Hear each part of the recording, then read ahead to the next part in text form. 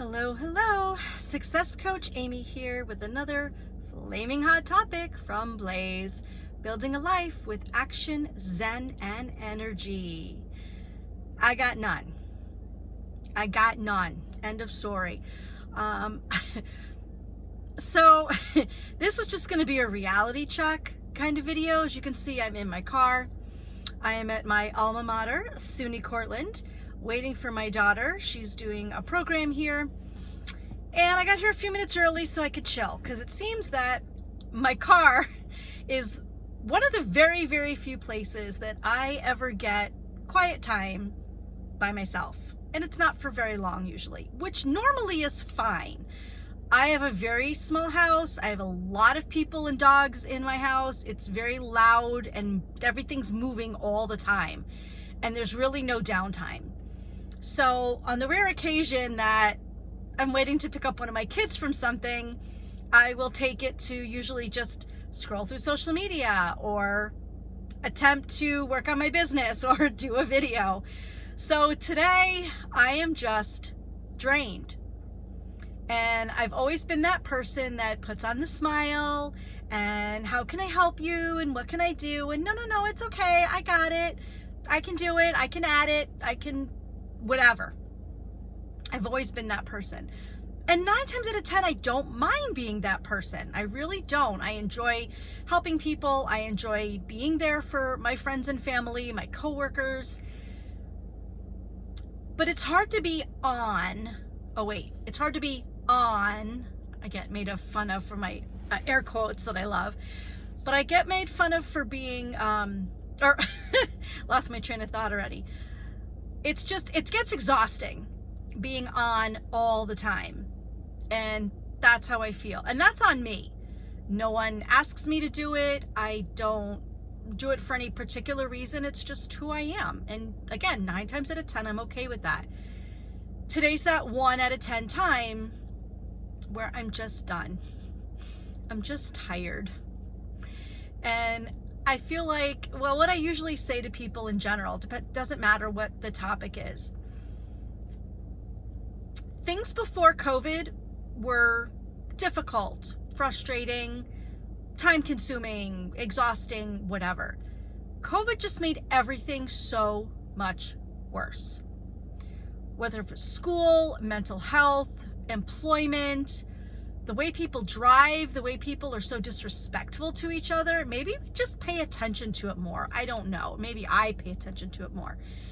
It's just really frustrating that we're on this planet for such a short time and we're supposed to do so much in our time on this planet. And I feel like so many of us, and yes, I'm saying us, I'm included, feel like we never catch up.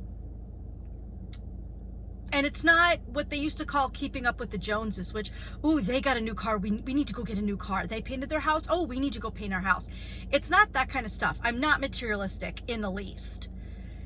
And if you've watched some of my other videos, I usually talk about the Dollar Tree. I love the Dollar Tree. I win the lottery, I'm going to the Dollar Tree. It's just that, I don't know, I just feel like since COVID, everybody is so much more aware of their emotional state, aware of others' emotional states. And again, the mental health crisis has gone through the roof. There's so many people who need mental health, even more so again because of the pandemic. There are so many fewer, there's so fewer therapists around. Whether you're a social worker, an actual psychologist, a counselor, it doesn't matter what specific you are. We are lacking so much in the care providers. And also since the pandemic, our medical staff, a lot of people are retiring early and insurance has gone up. So whether that means you're oh, great. Now I just forgot the word. That's the other fun thing about being 51. I lose my words on a regular basis. The the medical insurance that doctors have to have. I just can't even think of the word right now. It's constantly going up because older doctors are, well, it is said that older doctors make mistakes. Well, older humans make mistakes, but yeah, in the medical field, that could kill someone. So I think a lot of their insurance is going up. So therefore, I know a lot of OBs are retiring early or just doing the GYN part because it's too much for them. And nurses in general are being asked to do so much more than they ever have. And the school nurses specifically, I know, are really not allowed to do much. And that's really sad because a lot of kids in school, and I'm talking K through 12, need more medical assistance, but because school nurses aren't supposed to diagnose, it still would be nice to be like, well, you're a medical professional and you've been doing this for a while. What do you think it could be? Like, which doctor should I go to? You can't, they're not even allowed to talk about that. And that's really not fair in a way to a school nurse because they went through all the same education. They have the same background. Teachers, oh, holy cow. Teachers were wearing so many hats, again, before the pandemic. Since the pandemic, I think they've added a dozen more each. And I think that's not fair. I also want to be that one person who starts the conversation about completely redoing school curriculum. Now, again, I live in Cortland, New York. It's a small rural community smack dab in the middle of New York. I didn't grow up here, but my kids are all going to school here. And again, even since the pandemic, things have really, really changed because my oldest graduated 2 years before the pandemic. So graduation was normal, all that stuff, the classes. But now my twins are going to be juniors next year and my youngest is going to be a freshman. So I will have all three of my teens in high school. And things have just changed. The curriculum is so not helpful to children. I don't even think it's helpful to the teachers. I don't think it's helpful to any of the aid staff that help, whether that's just an actual part-time person that comes in to be an extra adult in a younger classroom, or a speech therapist, occupational therapist, a counselor. School social workers have way too many kids to deal with. They're dealing with like hundreds of kids. That's insane. Again, not fair to the students, not fair to the social worker, not fair to the school district. And there needs to be a major overhaul on the curriculum. I have my teenagers who, my twins got their permit, so they're driving with us, and they're already talking about, wanting to get a car. How come they didn't teach us this stuff in school, Mom? Well, there are certain things that parents are supposed to teach. And sadly, there are not a lot of parents who can teach this. Whether they really don't know, or they just think the school's going to teach them, or the kids will learn on their own when they get out in the real world. All of that's true, and none of that is horrible, but we have to help the kids that are definitely not going to get that information at their homes. So if you have a 35-year-old parent who never got their license, never bought a car, always just paid rent, never went to college, how the heck are they supposed to teach their kids? They have no idea what to do. So what makes you think they're going to learn in school? Well, again, that family might think or assume they're going to learn all that in school. Yeah, not really. Even if they do, it's like, even if it was a full 10-week, half of a semester course in high school, they get it once. That's not enough. Teenagers need to be told many, many times because it doesn't always sink in. And that's because their brain is still growing. I've said this before.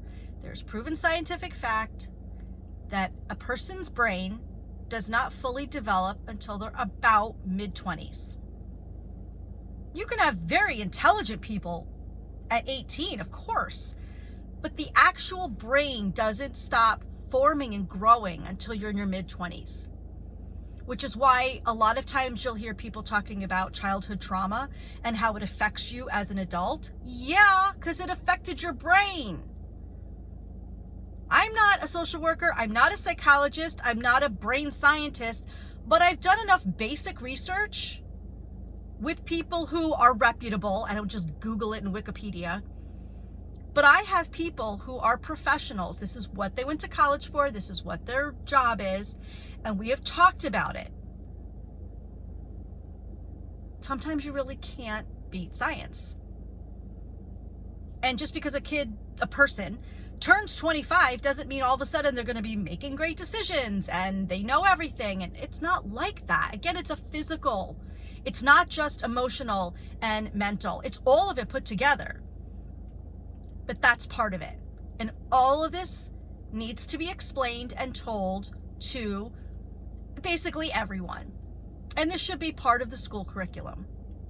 So I guess this is more of a rant. But again, I'm just so tired.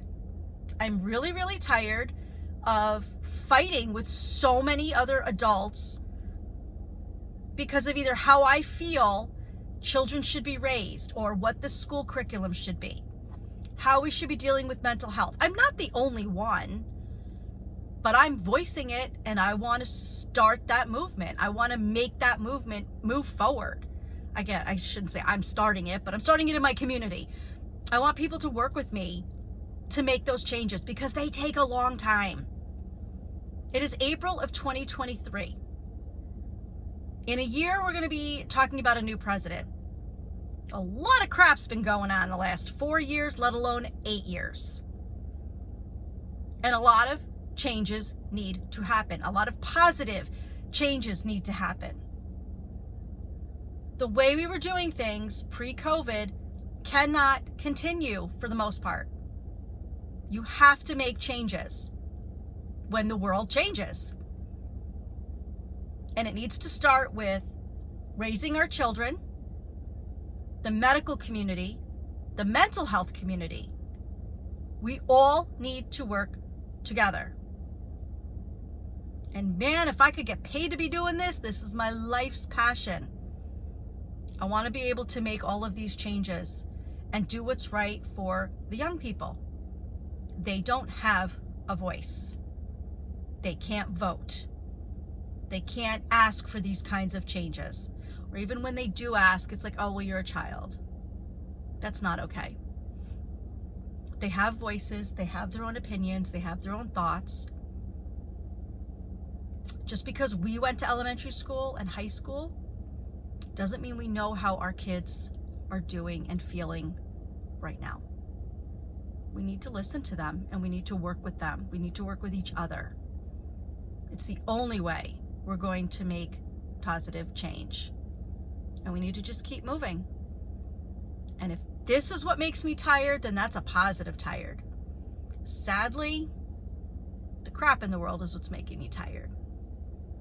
Because I just feel like nobody's willing to move. I have great ideas. I'm ready to move. Pardon my French, but shit or get off the pot, as some people in my life say. Enough's enough. We need to do something. So anyway, take care of yourself and everyone around you. Until next time, wishing you health, wealth, happiness, and freedom.